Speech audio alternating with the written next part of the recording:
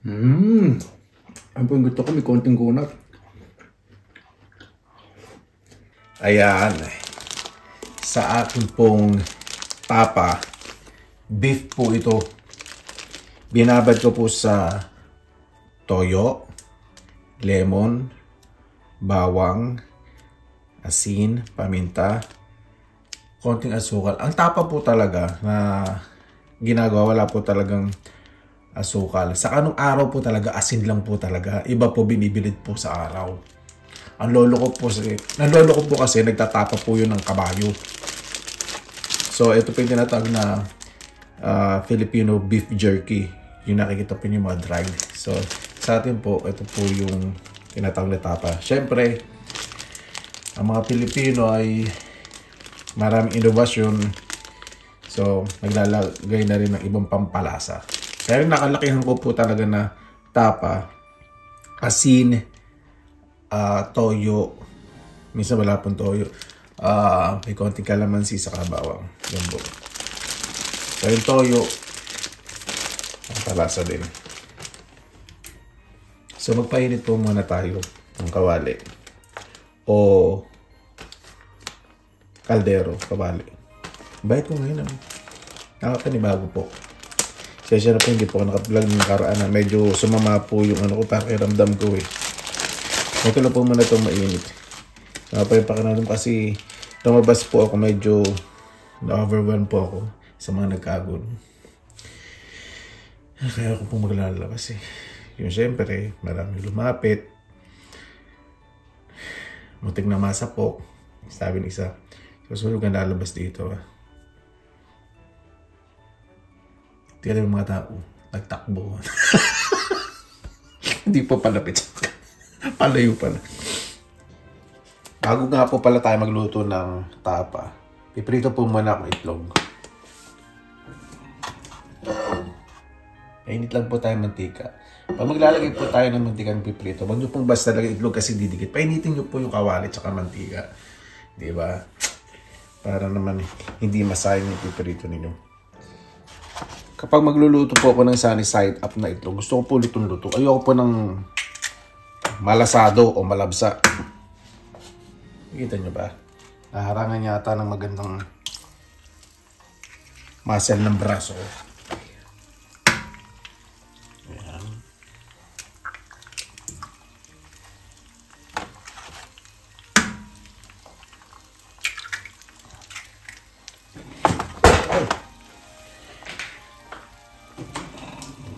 Sumabog yung mantika, nalaglag. Lagyan po tayo ng konting asin.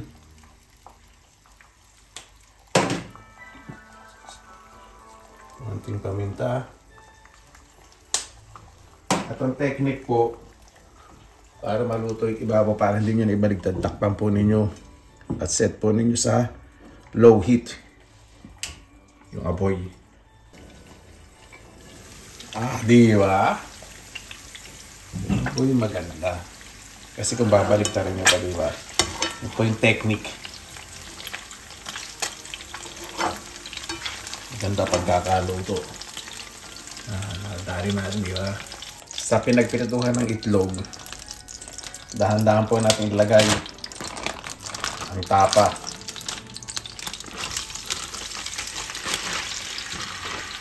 Napakabango. Ito marinated na tapa na to. Parang barbecue style na rin. Original talagang tapa, walang asukal. Kaya gusto ko syempre medyo manamis-namis. Dito, lakasan po natin ang apoy. Magluluto po talaga ng tapa, dapat malakas po ang apoy. Kasi patutuyuin po natin, ayun po yung tapa. Original, hindi po yung watery at sobrang lambot. Saka gusto ko po sa tapa, makunat. Ito po yan. Ito yung gusto ko. Yung pagkinain po ninyo, sumasama yung kaluluwa ng bungo ninyo. Siya nga pala, ito pong tapa, nakababad po yan ng 2 araw sa harap ng tindahan at namimintog na yung tuhod sa katalak. Sandali, saan ba? Marites pa rin. Babad po ito ng 2 araw sa akin. Diba? para mas masarap. Mas matagal pong nakababad at tapa, mas masarap. Huwag na mapaabutin yung 1 linggo, baka maging asin na yun. Ayan po, kailangan po talaga malakas ang apoy. Kapag nakikita nyo po para nagmamantika na, halu-haluin po ninyo para yung pinagbabaran dumikit po sa karne at hindi po mag-evaporate. Kasi pag sumingaw pataas, hindi po maganda rin sa rachon yun. Puro mantika yung rachon yun. Kailangan niya halo nyo po para dumikit. Pakabango. Ayan, nagkadikit na ang kanilang mukha dahil sa pag-chop-chop na may buhay ng mga bullshit ng mga marites na. Hindi. Hindi, ito po dumikit na po yung sarsa at, di ba? Gusto po sa bawang yun, medyo na golden brown. Ayan, masarap. Kapit na kapit ang sarsa, di ba?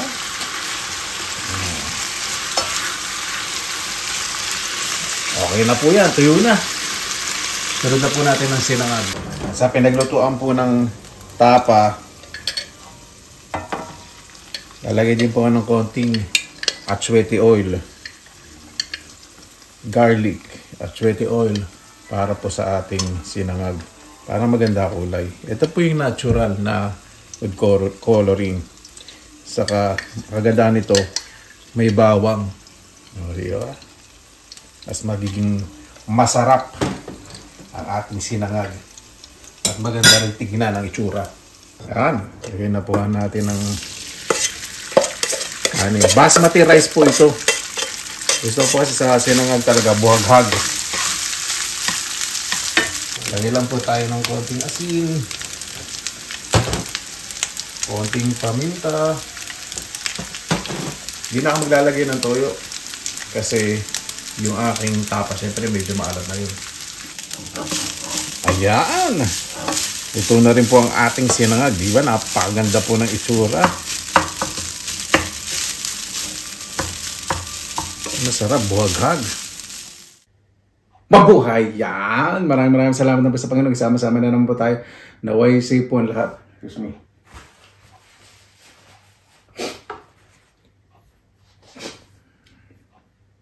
Pasalamatan po muna natin ang Panginoon. Panginoon, maraming salamat na po sa biyayang binigay po sa amin sa araw po na ito. Nagbisa na po manibagong linggo. Naway safe po ang lahat. Lahat po na may nararamdaman, physical, mental, spiritual, naway maging healthy po ang lahat. Kaya na po bahala po sa amin. Sinusukan na po namin sa inyo lahat sa kanila susabihin. Diba? Meron din po ako ditong sabaw. At itong baligtarin nga natin. Pamatabi ko eh. Ito yung sausawan. May bawang, asin, paminta sa kasuka. Ito po yung pinaglagaan ng baka.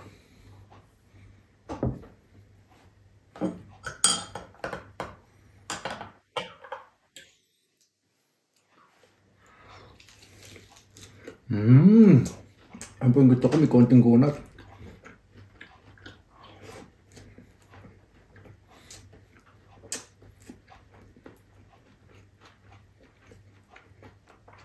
Kaya po tayo sa tapos sa suka na may sariwang bawang.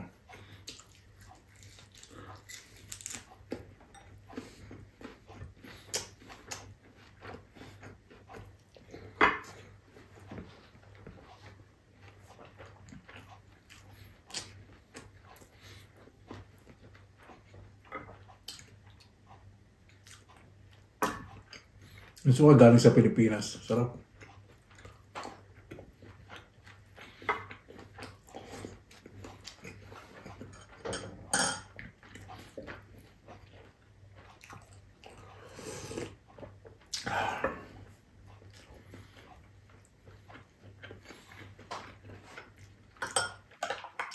Ito yung masarap sa tapa, yung tuyo.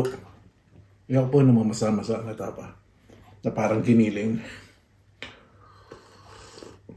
Siyempre, kanya-kanya naman po tayo, di ba, ng ano, preference o gusto sa texture ng kakainin natin.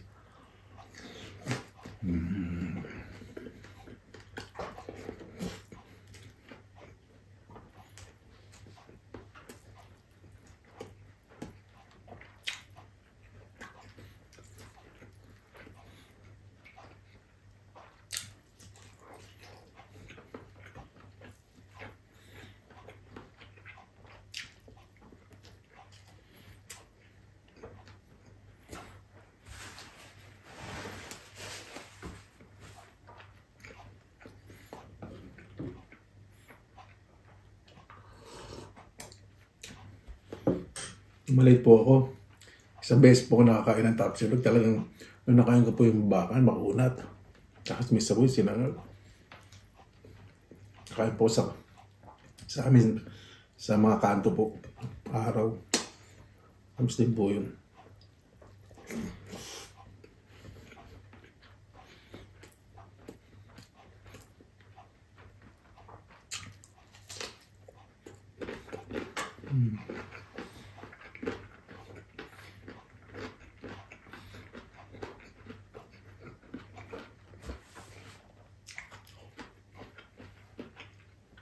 Yung mangga po, binabad ko po ito sa patis na may sili. Maanghang.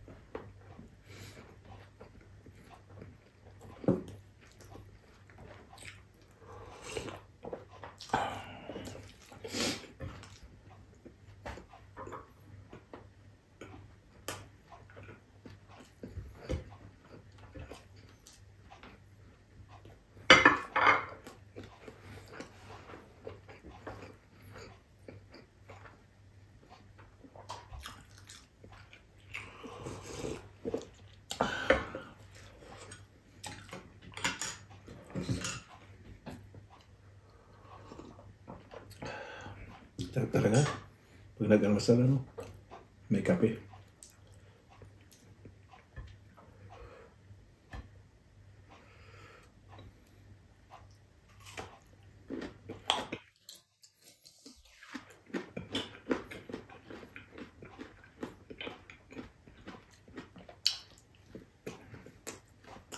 Oh.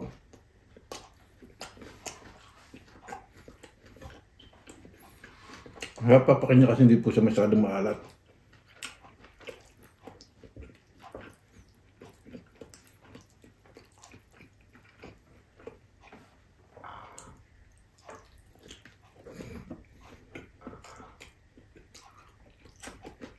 Kaya po talagang fresh na bawang sa suka,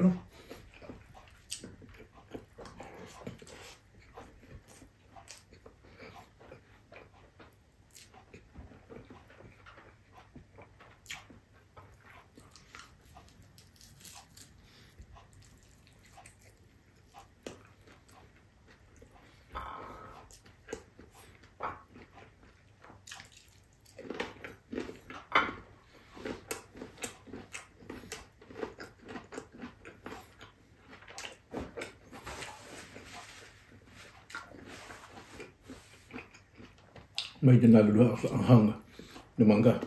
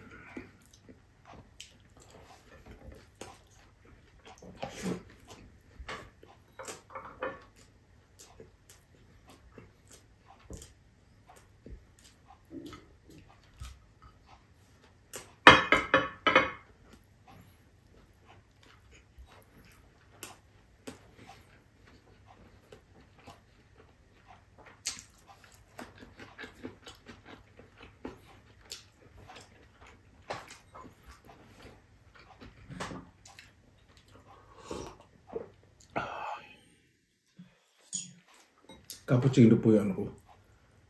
Ang kape.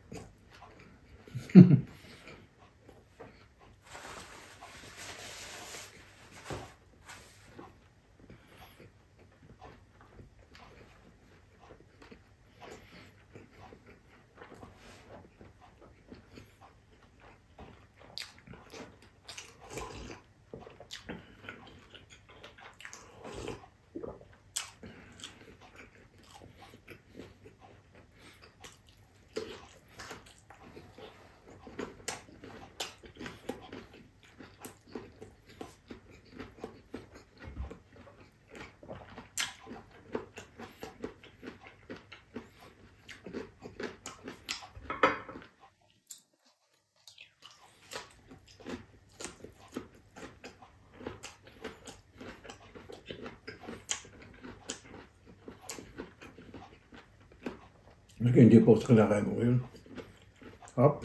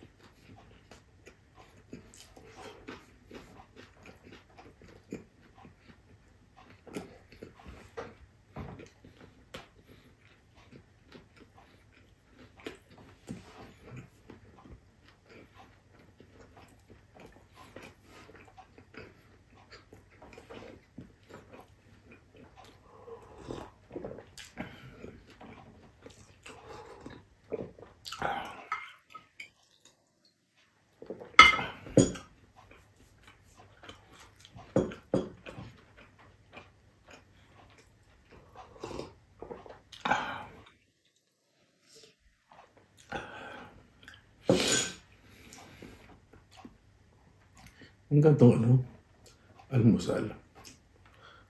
Lasa balansing. Yung alat sa tapa, yung asim dito, suka, tapos yung sabaw. Pang wash out.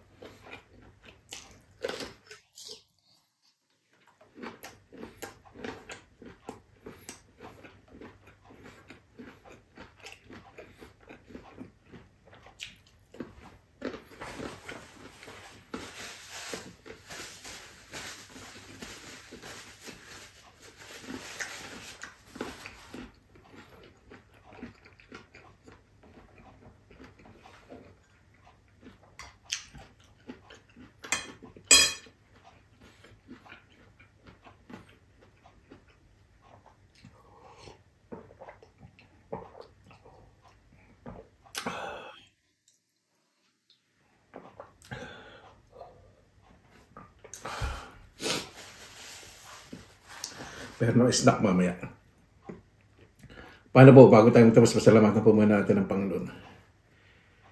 Panginoon, maraming salamat na po sa binigay na biyahe po sa amin sa araw po na to. Naway ang bawat isa po ay pahalaga po inyong nilika dahil doon po nang gagaling lahat po namin pangailangan. Naway ang bawat isa po ngayon na malayo sa kanilang pamilya magkaroon po ng kaligtasan, peace of mind. Ganun din na po sa bawat isa, karoon po ng peace of mind. Napakasarap po kumilos sa isang pamayanan may kapayapaan. Kaya na po bahala po sa amin, sinusuko na po namin sa inyo lahat sa ngalan ni Jesus. Amen. Paano po? Maraming salamat na po sa inyong oras na ilan sa Pinilakalabay. Basta lagi po tayong positive vibes, good vibes. God bless, ingat po lagi. Magandang araw. Laban lang!